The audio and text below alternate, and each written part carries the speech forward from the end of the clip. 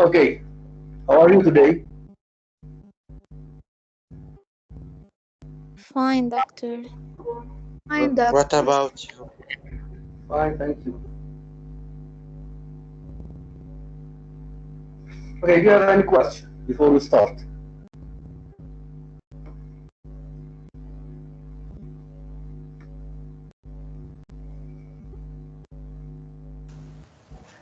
No, doctor, no.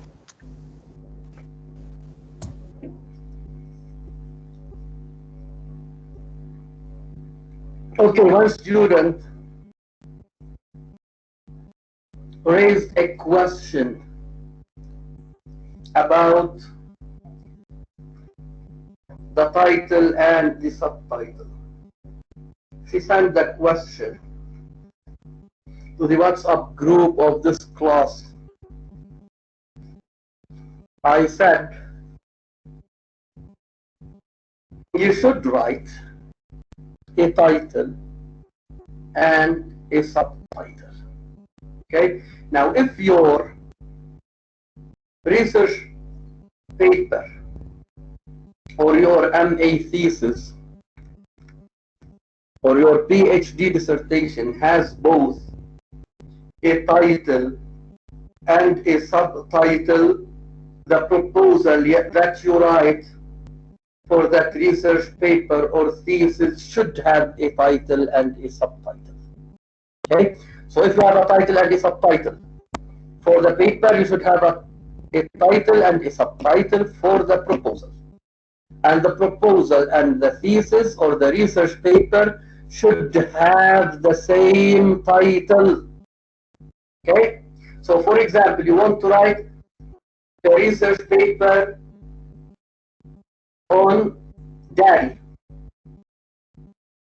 So the title should be, let's say, Women's Rebellion Against Their Patriarchal Society, or Women's Liberation. Subtitle, A Feminist Reading of Dairy. Okay, so this is a title and a subtitle. Okay, so if you have this as a title and a subtitle for your research paper, you should use the same title and the same subtitle for your proposal. So on the exam, if I ask you to write an essay on a certain topic, and then I ask you to write a proposal for that topic, the proposal and the essay should have the same title. Okay? So if you have a main title only, your proposal should have a main title. If your paper has a main title and a subtitle, the proposal should have also a title and a subtitle. This is number one. Number two, one student asked me about the outline. She said, do we write the outline after we write the essay? This is wrong. You have taken academic writing before, and you have studied writing at school. You cannot write an essay before you write an outline. The outline is the first step that you should take. The outline helps you organize your ideas. The outline helps you write a well-organized, thought-out essay. And I said well-organized means that the essay is coherent, the ideas lead to one another. And thought out means it is logical, i.e. it is based on thinking. It is the result of thinking. So you can't write an outline after you write an essay. This means that you don't know how to write. I'm sorry to say it. If you write the essay before you write the outline, it means that you don't know how to organize your ideas. So you'd better write the outline first, then you have to proceed according to the outline as you write your essay. So that's why the proposal precedes the thesis.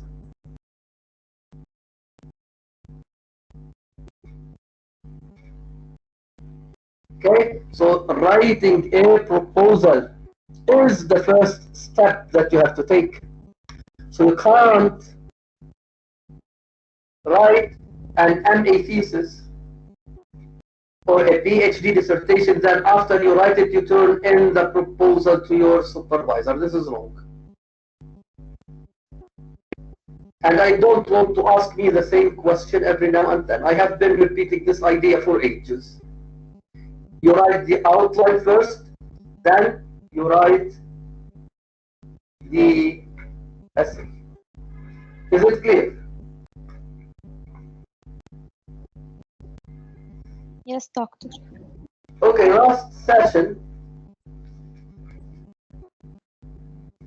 I left the discussion of, at the end of part 2 of your proposal. And I said the proposal is made up of 3 parts. The first part includes an introduction that presents the main ideas of your research, and in this case you present a summary of the main points or the main chapters that you expect to discuss in your thesis. Then after you write the introduction, you have to write a review of literature, and I said the review of literature is a summary of the studies done on a certain topic, and you do a review of literature to show your readers that your topic is original, i.e. you are adding something to this field of study. So if you write an MA thesis on Sylvia Plath, it means that your thesis is supposed to be a new contribution to the studies done on Sylvia Plath. So in your MA theses or in your PhD dissertations, your topics should be original, they should be new. Okay? Then after you write the review of literature, you have to write a methodology, and I said the methodology is the critical theory that you will draw on as you write your research. So it is the mental tool, it is the mental tool that helps you analyze, organize your topic. Then you write a list of research questions. So this is the first part. The second part of your proposal is an outline of your thesis, and here the outline should be divided into an introduction and into chapters, chapter 1, chapter 2, chapter 3, and a conclusion. I left the discussion at how to write a conclusion. Okay, now the third part, it is entitled part 3. So when you write your proposal, you write Roman numeral 3, and next to it you write part 3, and you give it a title, Working Bibliography.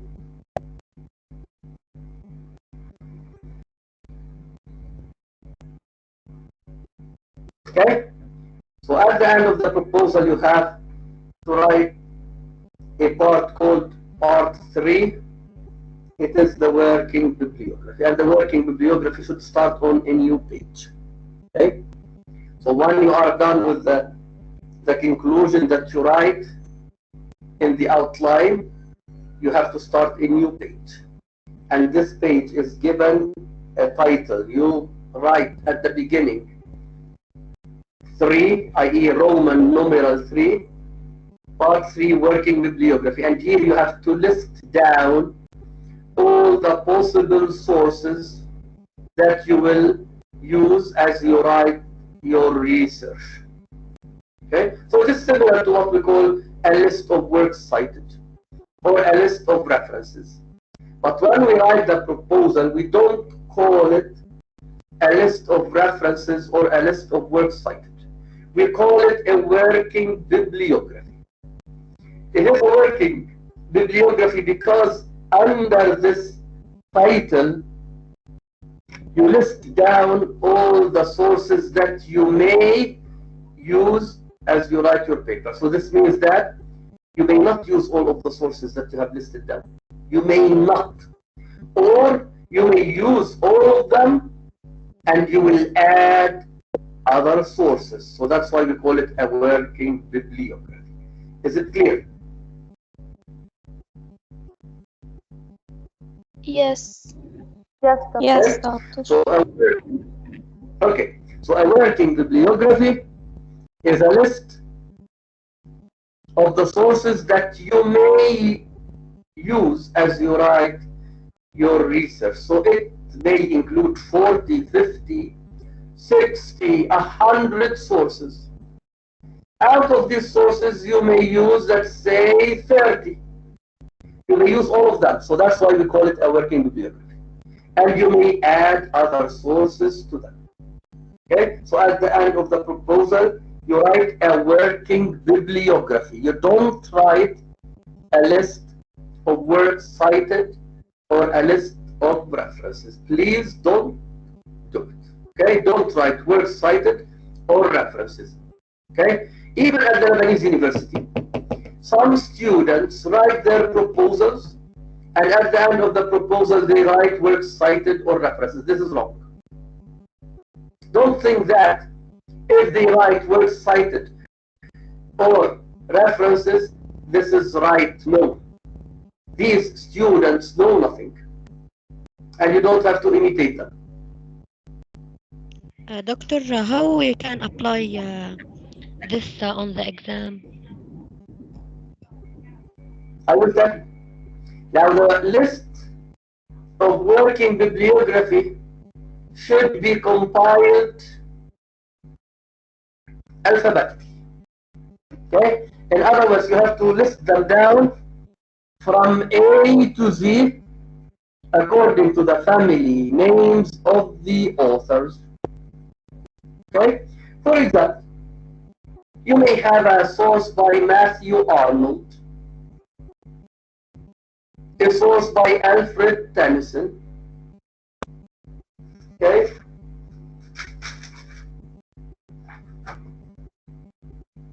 Matthew Arnold, Alfred Tennyson, D.S.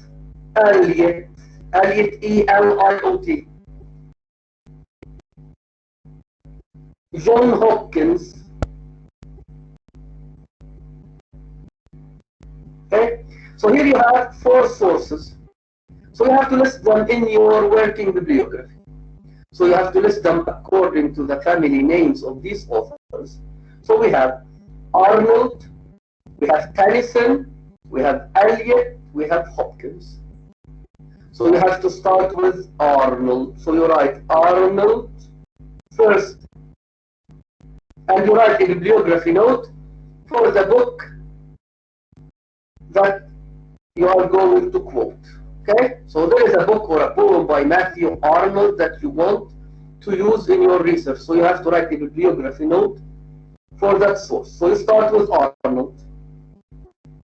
Then we have A. Arnold, E. Eliot. So Eliot comes second. So you write Eliot and you write a bibliography note for Eliot's source.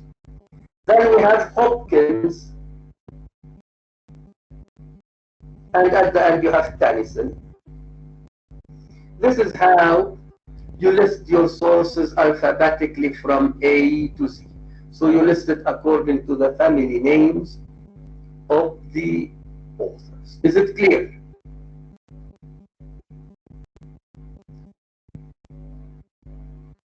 Yes, doctor. Okay. And the bibliography note, or the first line of your bibliography note, should not be indented. Okay? So let's say you want to write a bibliography note for T.S. Eliot. So you start writing next to the margin. Okay? So the first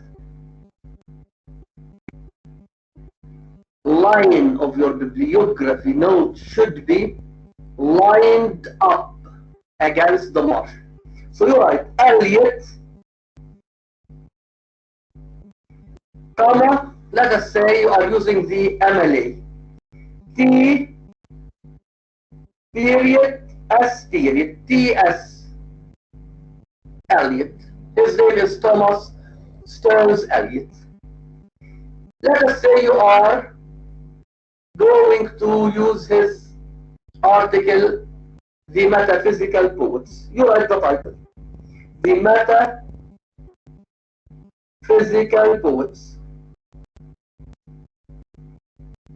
And since it is an article, you have to write it within quotation marks. This is for the MLA students. After the title of the article, you should write the title of the book. Okay, let's say you don't have enough space. You have to start a new line. You have to start a new line. So the new line should be indented 5 spaces. So you skip 5 spaces at the beginning of the second line. 1, 2, 3, 4, 5. Okay, so at the beginning of the second, the third, the fourth lines of the bibliography note, you have to skip 5 spaces. So I skip 5 spaces, I write selected essays. So this is the title of the book.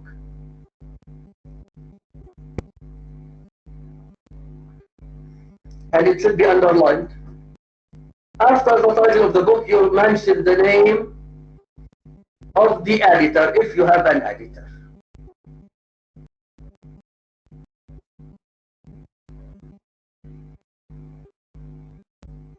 Let us say there is no editor. Then you have the place, London.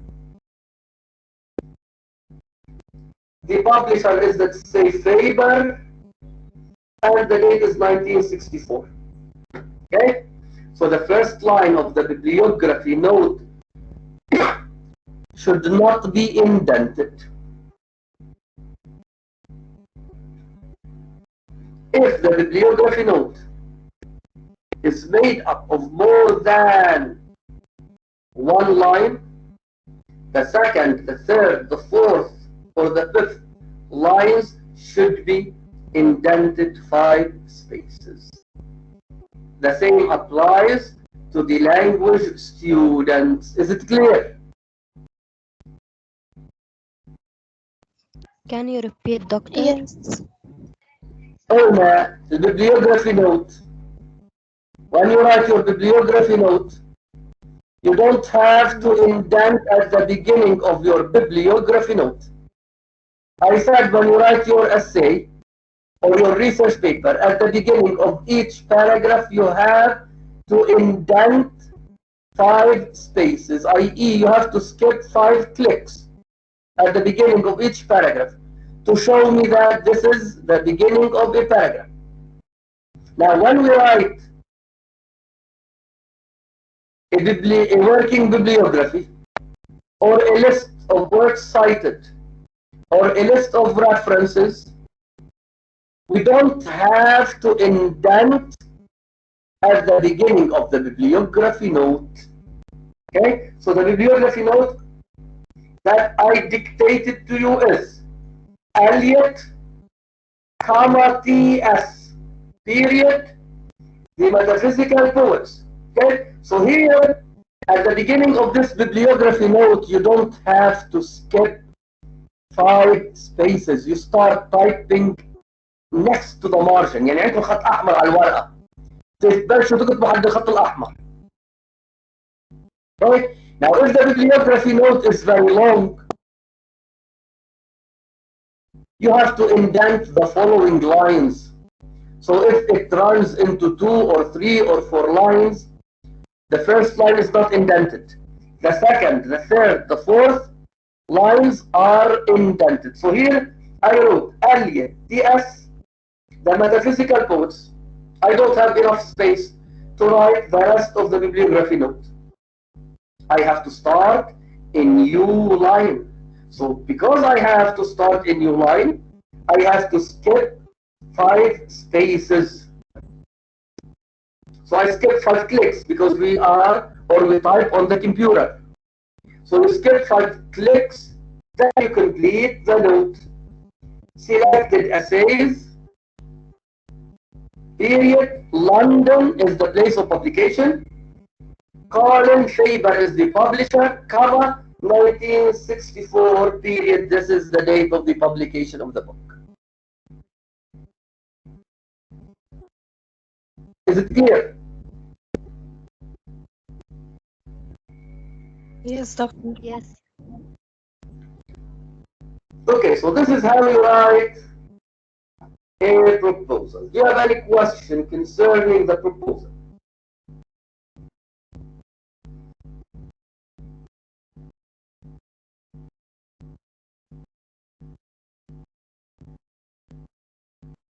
Doctor, just a question. Okay. When we write working bibliography, should we write it next to the part 3 or at the center of the page? Which one? When we are writing a bibliography note, we should write part 3. Okay, working bibliography. Working bibliography. Should we write it next to the part 3? Yes, or yes, at the center as of you the wrote, page? yes, yes, yes. I'm saying yes. Just as you wrote, part 2, colon, outline of the thesis.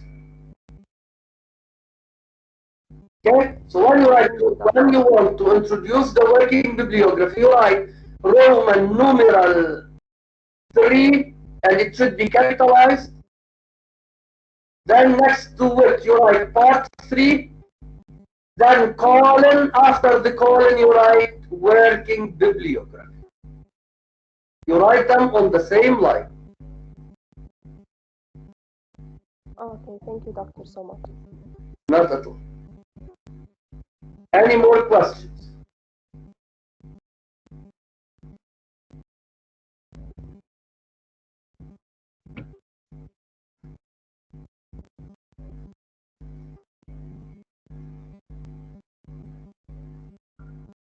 Okay, I sent you Emily Dickinson's poems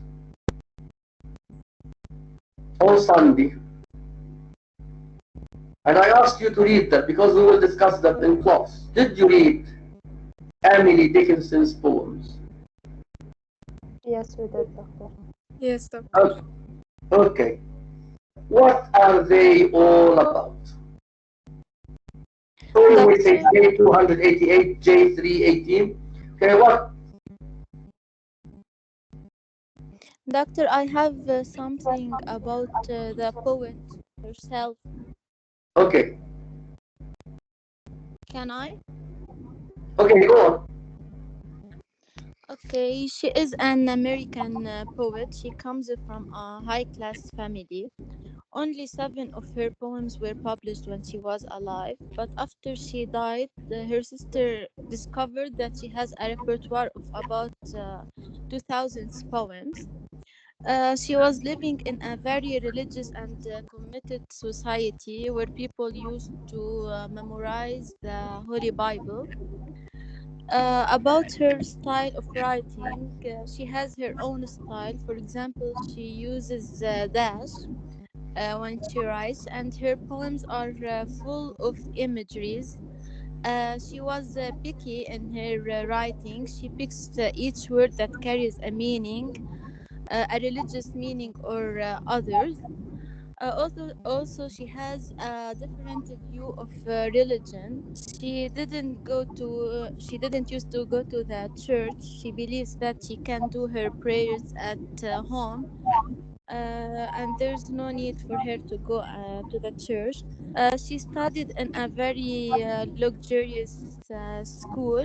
She got a very good education. Her father was a politic, but in her case, she wasn't able to to take some decisions or comment on politics and other things because it was the case of women at that time. Her That's father was a all. lawyer, I think. Yes, but later on he becomes a chairman.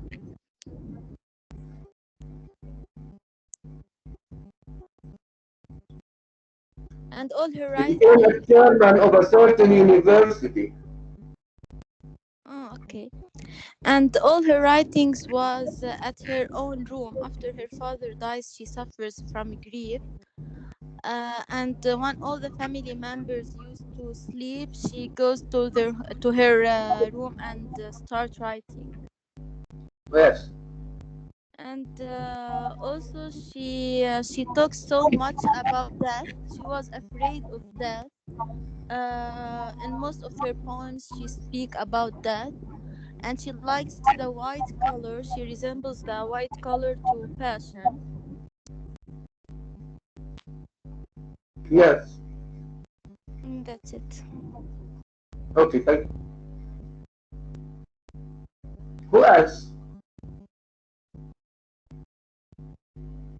Who wants to say something about Emily Dickinson's poems that we will discuss today?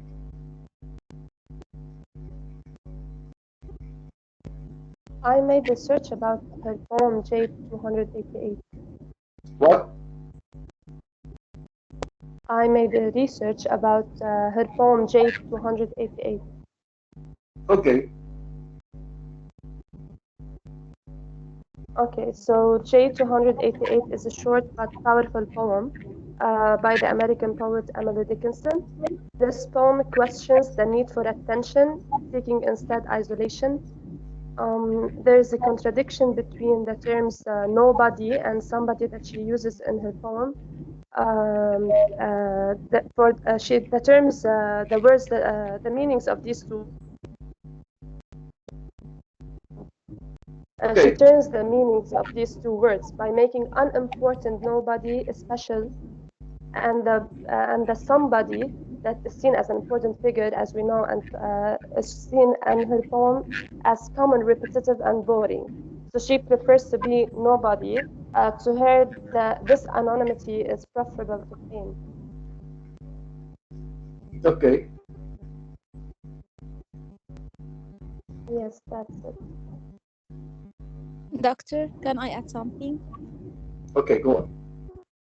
Her poems are full of paradox. So Okay. she talks about like two opposites, or speak something and means something else.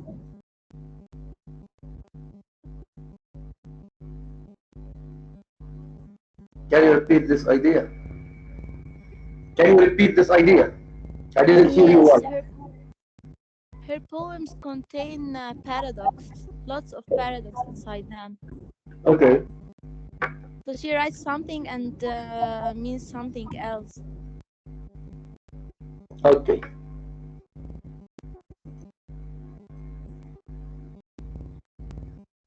Okay. I will discuss Emily Dickinson's poems from an imagist point of view. I said before that imagism is a literary movement that was founded by Ezra Pound in 1913, and it is one of the modern movements in the history of literature. According to Ezra Pound,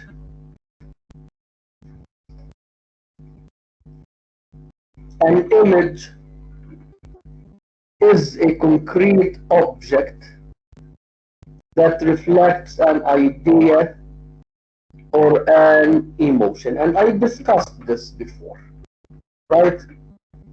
Now, Ezra Pound wrote his own view of poetry in a book entitled The ABC of Reading. The ABC of Reading. In this book, Ezra Pound defines poetry as language highly charged with meaning. Okay, are you following? Yes. Okay, write down. Take notes, please. Ezra Pound defines poetry as language highly charged with meaning. What does it mean?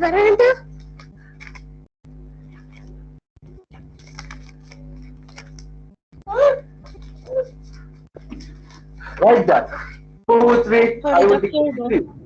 Poetry is language highly charged with meaning. Okay? So it is a kind of language. A poem is a kind of language. Okay, because we use language to express our own ideas and feelings. Okay? But it is not like any kind of language. The difference between poetry or any kind of language is that poetry is charged with meaning. i.e. it expresses a lot of meaning. Okay? So you can say, I go to university every day. This is language. Simple, easy to understand. The meaning is clear to everyone. A poem is a language. It expresses a certain message, a certain meaning, a certain emotion.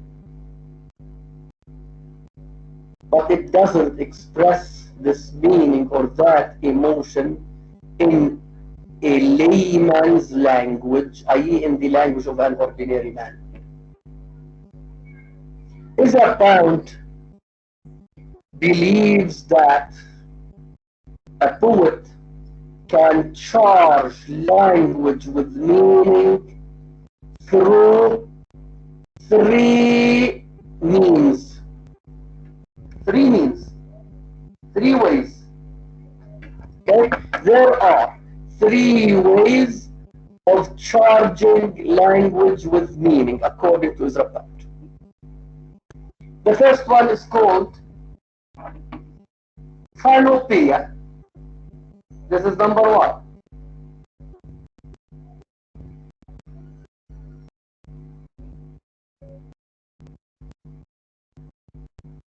Phanopia. I will spell it to you. P-H-A-N-O-P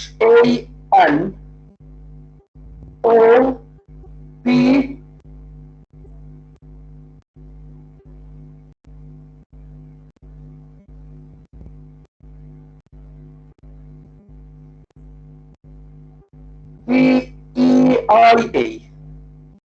P-E-I-A. Or you can spell it P-O-E-I-A. In this case, we can drop the O. Phanopia. Now, pia means making. Okay? Pia is a Greek word that means making. Phano, it is like phantom. It means image. So phanopia means making images. Okay? So one way of expressing meaning is called phanopia, i.e. we express meaning through images. This is the definition of phanopia. The poet expresses meaning through images. These images, according to Ezra Pound, should be concrete images. They shouldn't be abstract. So in this case, an image is a concrete object, i.e. something that you can see, something that you can touch, something that you can hear. This is the meaning of concrete.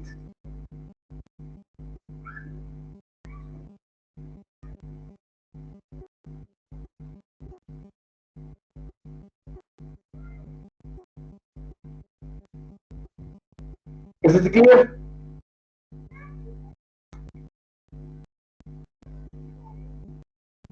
Yes. Yes, doctor. Okay. So the image should be something concrete, it is not abstract. And according to Ezra Pound, the poem should be concise, i.e. the lines should be short, they should be concise, but they should express a lot of meaning.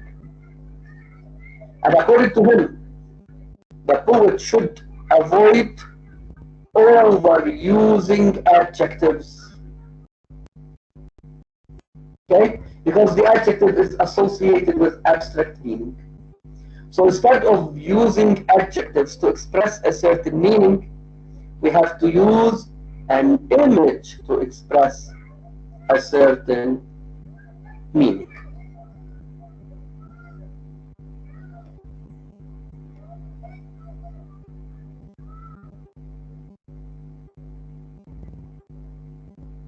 Doctor, Yes.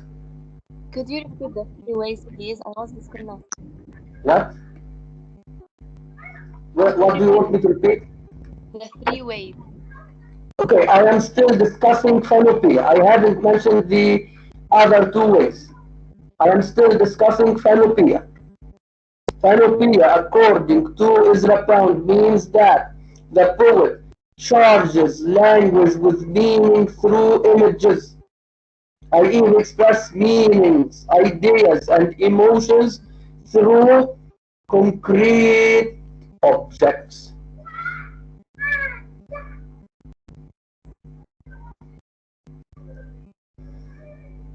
Okay, for example, a 17th century poet describes his beloved saying, "My love is a red rose that is newly sprung in May." The rose is a concrete object. It stands for beauty. Okay? So instead of saying that my love is beautiful like a red rose, he said my love is a red rose that is newly sprung in May.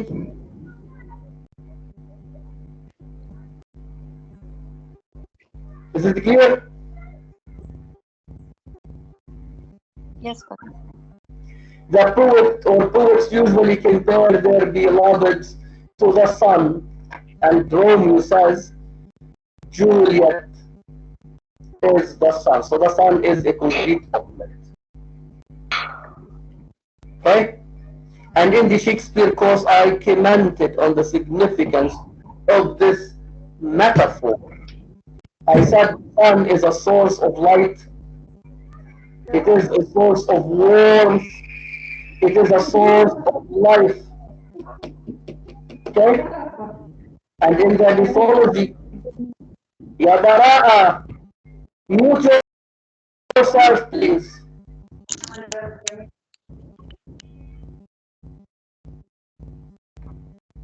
Okay.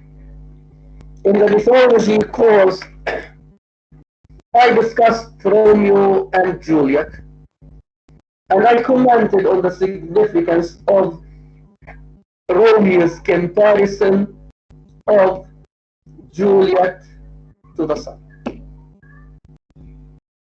Okay? So I said the sun is a source of light, it is a source of warmth, it is a source of life, and in this tragedy, Juliet is a source of life. So instead of saying directly that Juliet is a source of life for me and for my nation, Romeo says she is the sun. Okay? So here the sun is a concrete object. This is the meaning of a concrete image. Is it clear?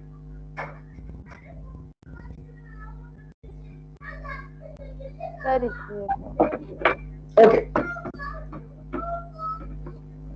Now, the second way of charging language with meaning is called melopia. Again, melopia. Melo means music.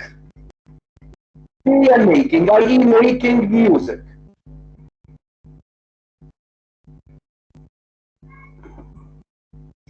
So according to the band, we express meaning through music. Yes, the rhythmic pattern that a poem has may reflect the meaning that the poet wants to express.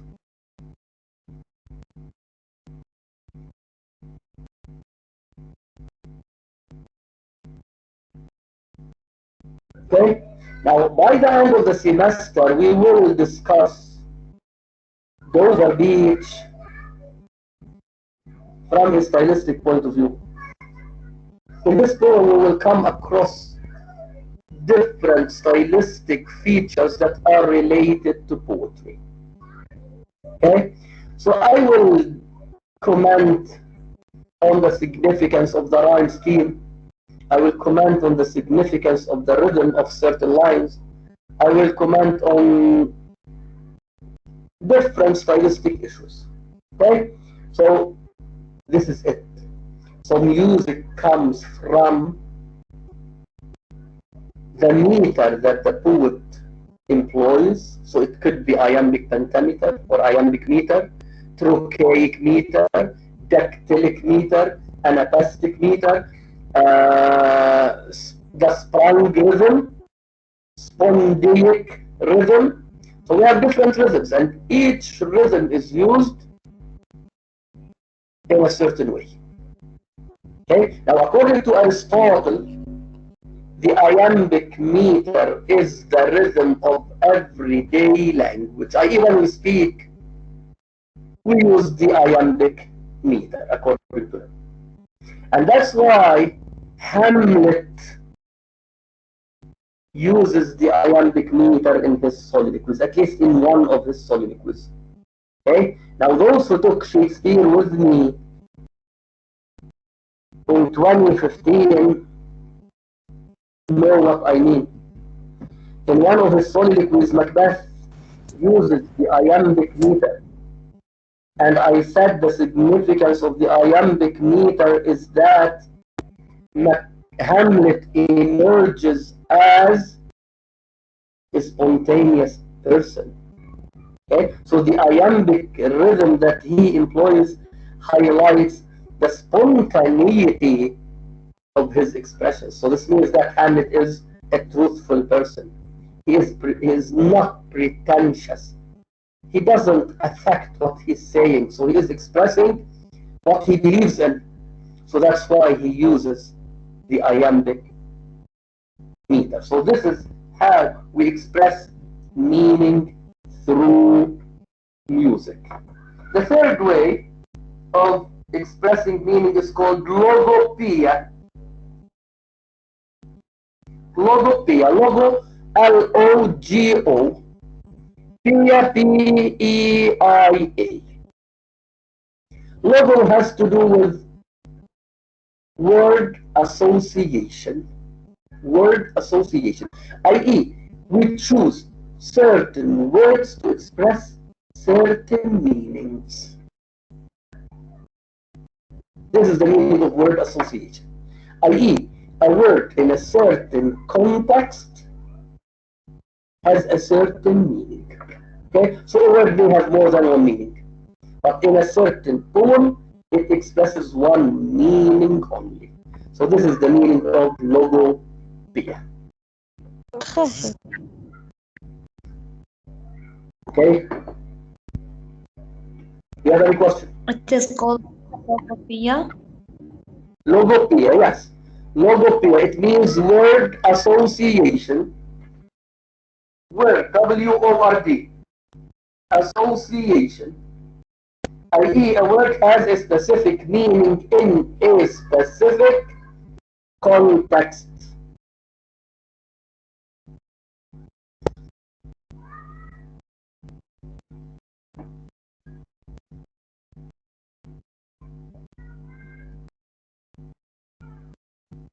Is it clear? Yes. Okay. Okay, Emily Dickinson. Okay, why am I discussing imagism? Okay, so I said imagism is the approach to analyzing Emily Dickinson's poems. Emily Dickinson is considered one of the pioneers of modern poetry. She is one of the pioneers of modern poetry. And in fact, she is one of the pioneers of what we call new poetry in America. Okay? So the new poetry movement in America is a movement that is highly modernist. Okay, so the poets of the new poetry movement paved the way for modernism in poetry. These poets experimented with new techniques of writing poetry. Okay, in other words, they broke with the past, i.e., they broke with the past, with the poetry of the past, i.e., they didn't employ the traditional techniques of writing poetry. They came up with new ways of writing poetry. Now, Emily Dickinson is considered a modernist American poetess, although she lived during the second half of the 19th century. Emily Dickinson depends mainly on images in her poems. So that's why her poems had a great effect on the poets who were writing during the first 20 years of the 20th century. That's why she is influential. That's why Emily Dickinson is important. Okay? So Emily Dickinson's poems are very short. They are concise, but they are charged with meanings. Okay? So Emily Dickinson does not address children in her poems, although her poems are taught in children's literature courses. Some teachers teach them. But in fact, her poems are typically modernist. Her poems are typically modernist. Emily Dickinson subverted the traditional view of poetry. This is number one. Okay, so at the technical level, Emily Dickinson subverted the traditional view of writing poetry. Number two, Emily Dickinson subverted the views of her society in her poems. Yes, subverted, i.e., came up with something completely different. It means that Emily Dickinson doesn't share the ideology of her society. Emily Dickinson doesn't share the social views of her community. Emily Dickinson is the daughter of a highly educated man. Her father was a lawyer. And her grandfather is one of the founders of Amherst University in America. Amherst. A-M-H-E-R-S-T. Amherst University. Her grandfather is one of the founders of Amherst University. Her father was also one, I think, of the deans of this university. The family was terribly religious. But Emily Dickinson rebelled against this family against the church, against the views of her society in her poems. And she employed images to express her own ideas. Emily Dickinson got only 7 of her poems published during her lifetime. Emily Dickinson didn't publish all of her poems. She published only 7 of them. So she used to write poems and keep them in a drawer. After her death, the poems were discovered and they were published posthumously, i.e. after her death. Okay?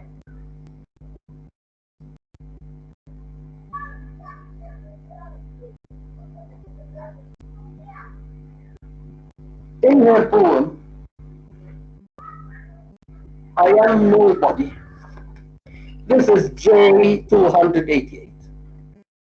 It seems to me that Emily Dickinson didn't give titles to her poems. Okay? So she used to write them and keep them in a drawer, as if she were writing a journal. Okay? So at school, your English teachers asked you to write journals. Okay? So the poems look as if they were journals written by Emily Dickinson. That's why the editor of the book from which I took these poems gave these titles to the poems: J288, J303, J322, J318, as if the poems were journals. I think that J stands for journal. So this is journal 288, that is journal 318. Now if you want to read the poems online, you may find that the websites that deal or that present Emily Dickinson poems use the first line as a title for each poem. Okay, so here we have I Am Nobody. So this could be the title for this poem that you may have online. Okay, so that's why one of you asked yesterday, don't they have titles so that we can read analyses of these poems? I didn't answer, because the poems originally don't have titles.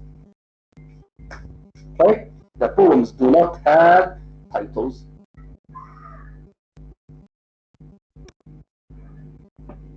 Okay, so the poems are written as if they were journals, and the journal, as we know, is something, or it deals with something intimate.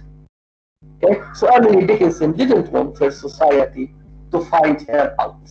I.e., she didn't want to show her society that she is rebelling against that society, especially because her family was a highly conservative family. And we know that America during the 19th century was a terribly religious country. And the political regime of America at that time was an autocratic, it was a theocratic regime, from theocracy. Theocratic, Theocratic,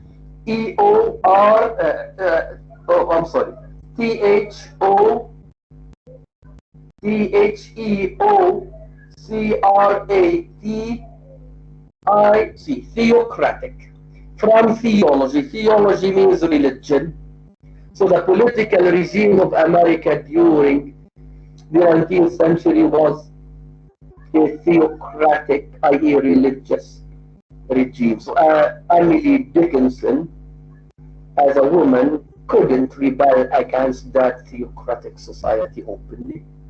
So that's why she rebelled against it in her poems, which she kept in a drawer.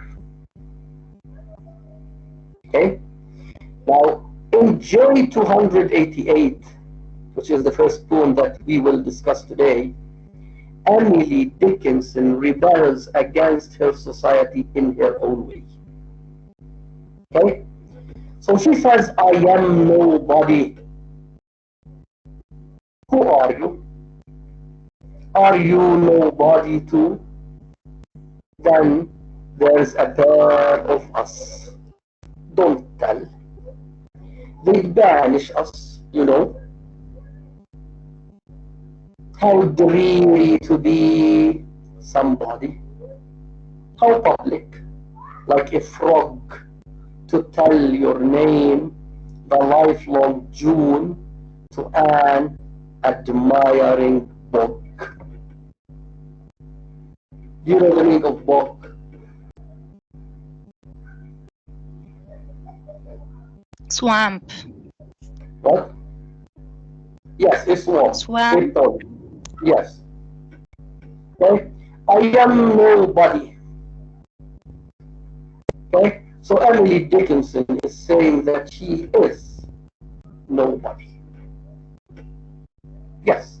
To be somebody, according to her, means that you have to act according to the dictates of your society.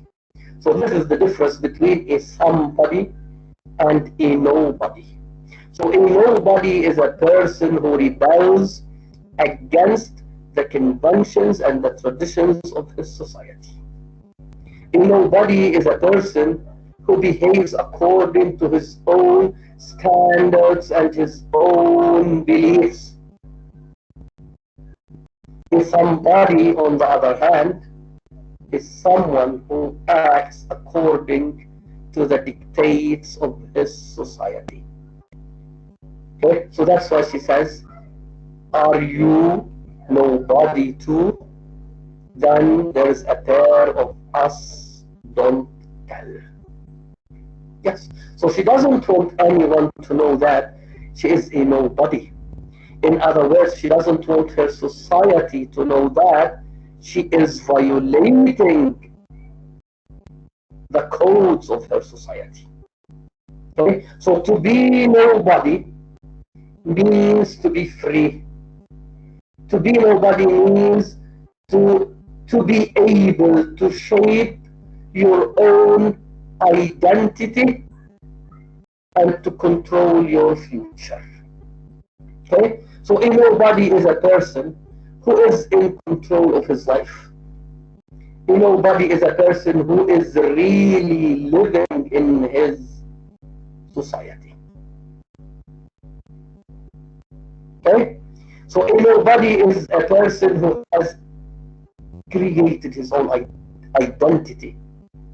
A somebody is someone who has been given his identity by his society.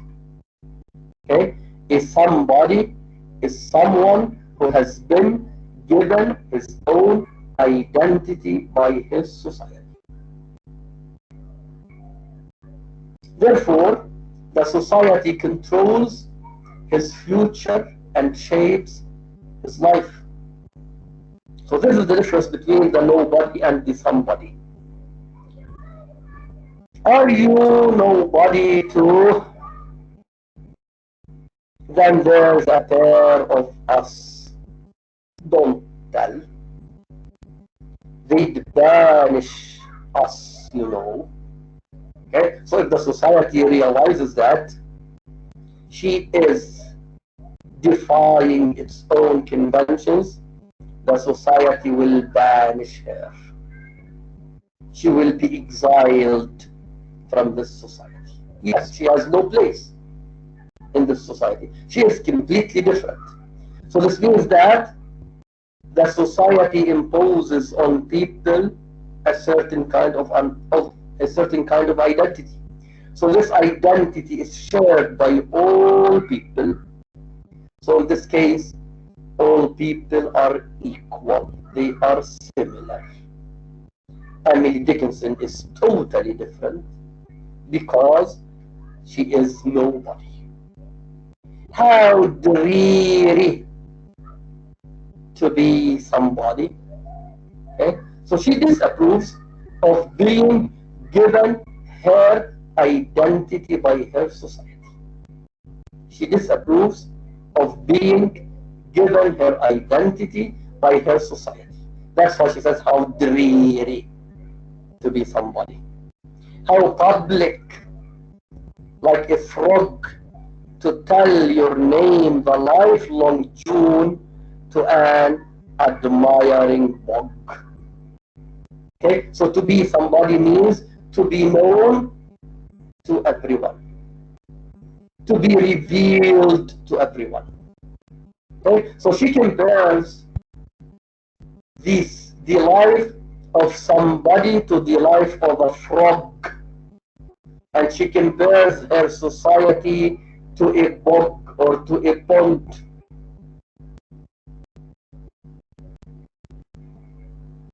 Okay, so to be somebody means that the person should express what the society wants him to express.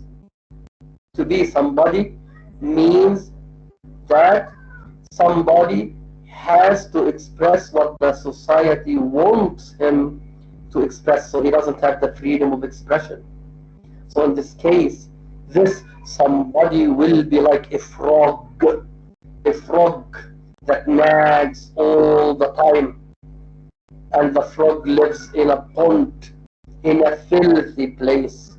So that people who are somebodies are individuals or persons expressing what the society wants them to express, and their society is nothing but a pond or a bog. So that's why she is nobody. She has violated the principles, the teachings, the beliefs, the ideas of her society. Okay, so she is living in a totally different world.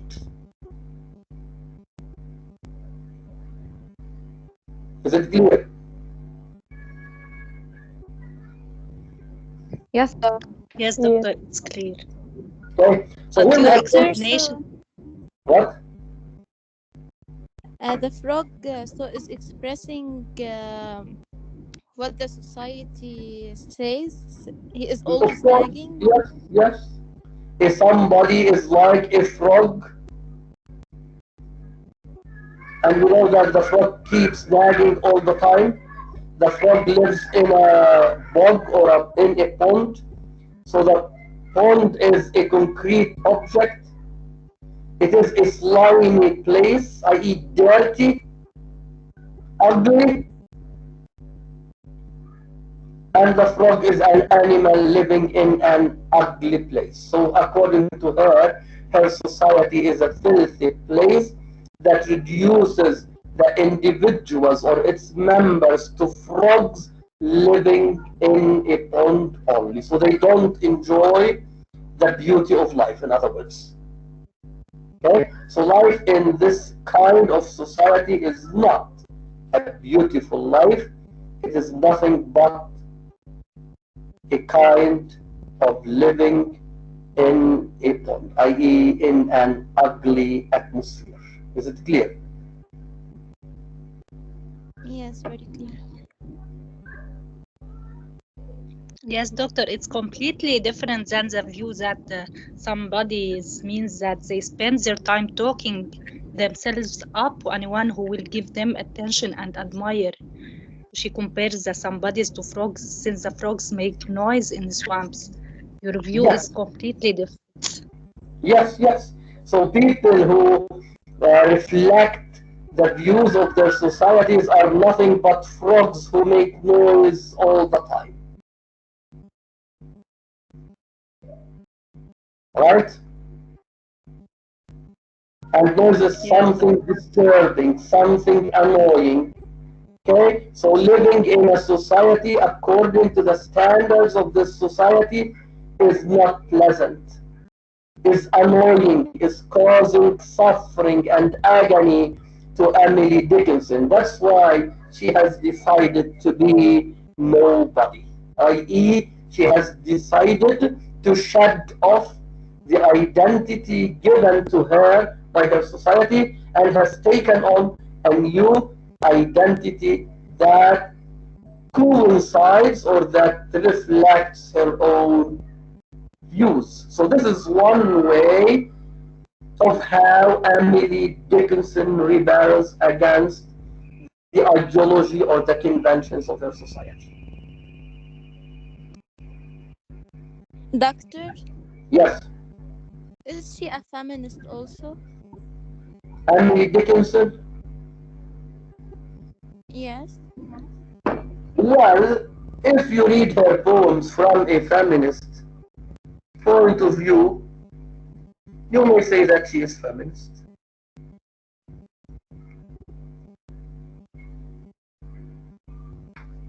Okay? By the way, Emily Dickinson was in love with a student of law, and the student of law was an apprentice to her father, i.e. he was getting training at her father's office. She was in love with him. He died of tuberculosis. Maybe that's why she writes about death in her poems. She lost the only man with whom she had fallen in love.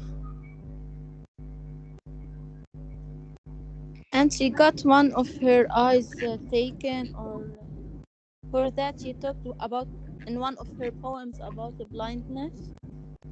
I don't know. I haven't read that poem. I can't say. But I know if you're talking about someone who lost her eye, that person is the American novelist Alice Walker. Alice Walker had an accident when she was very young, and that accident caused a certain trouble to one of her eyes. By the way, Alice Walker is still alive. She is a 20th, not 20th, I'm not going to say 20th, because we're living in the 21st century. She is a contemporary novelist, and she is a black feminist American novelist. Alice Walker, yes, had an accident, and the accident caused a problem to one of her eyes. I don't know if she lost the vision of that eye completely or partially. Yes, but Emily Dickinson, I'm not sure. Doctor, Yes. uh, And I haven't read the didn't fear poem that you death. are referring to. If I have read the poem, I may be able to answer your question. Go on. Yes, Doctor, she didn't fear death, I think, because there is a poem for her called Because I Couldn't Stop for Death. We notice in this poem that she doesn't fear death at all. By the way, in one of the poems that we will discuss, I think it is J322, she says goodbye to her lover, but she says they will be united through the sufferings of Jesus Christ, i.e. they will be united through the sufferings of love. Yes. Okay, so in day 322, she's saying goodbye to her dead lover, and she's talking about their own resurrection, i.e. they will be resurrected as the saints of love. Okay, so she uses religious imagery to highlight her love for her dead beloved. Doctor, and she uses a lot of enjambment in her poems, right? Mm-hmm. Yes. Yes, her lines are very short, they are very concise, and it is your duty to read between the lines. But it may carry more than one interpretation. What? Her poems may carry more than one interpretation. Well, it depends on the approach that you're using. Even if you use the feminist approach in analyzing this poem, it is almost the same. So, as a feminist woman, she defies the conventions of her patriarchal society by creating her own identity. So she doesn't want to have the identity that the patriarchal society imposes on her. So as a feminist woman, she creates her own identity and realizes that she has become nobody, because as a woman, she behaves according to her own beliefs, not according to the beliefs of the society. They coincide, they are the same.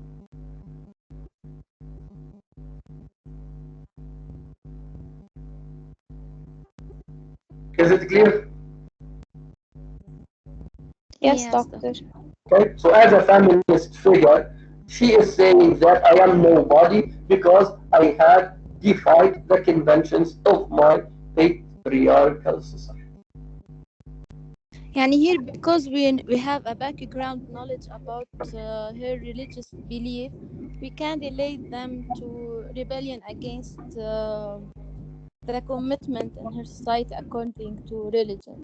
But if we Wait look a minute, at wait a it minute. from a Wait a minute, wait a minute. It is not necessarily to know about her religious life. According to New Criticism, if you have studied New Criticism in the criticism course, you read a poem, you analyze it without referring to the life of the author. J318 is a terribly religious poem. It deals with a religious issue through images. So the images that I have in this poem lead me to come up with a certain conclusion. Okay? So knowing about her life may help me understand the poem, but the poem can be understood without referring to her life. Even if you don't know that this poem was written by Emily Dickinson, you may be able to know that in this poem she is saying something about the church. Okay, we will discuss the poem next time. Do you have any questions?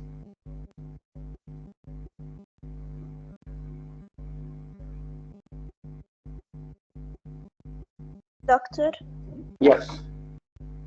she said I'm nobody because she rebelled against her society. Of course. Because according to her society, she is nobody. So to be or to behave according to her society, she should be somebody. I said this, it is clear.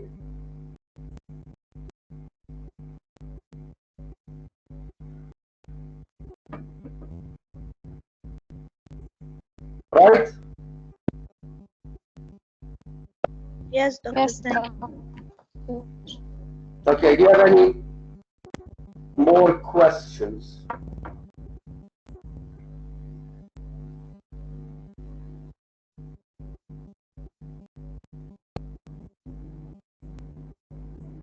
No more questions? Then I will dismiss the class now. Bye, doctor. Because we have a class, I Thank think, you. at Goodbye, 15 doctor. to. Thank you for attending. Thank you. Okay, we will Thank discuss you, doctor. Thank you, the Thank other you, doctor. doctor. poems on Thursday. Read them, please.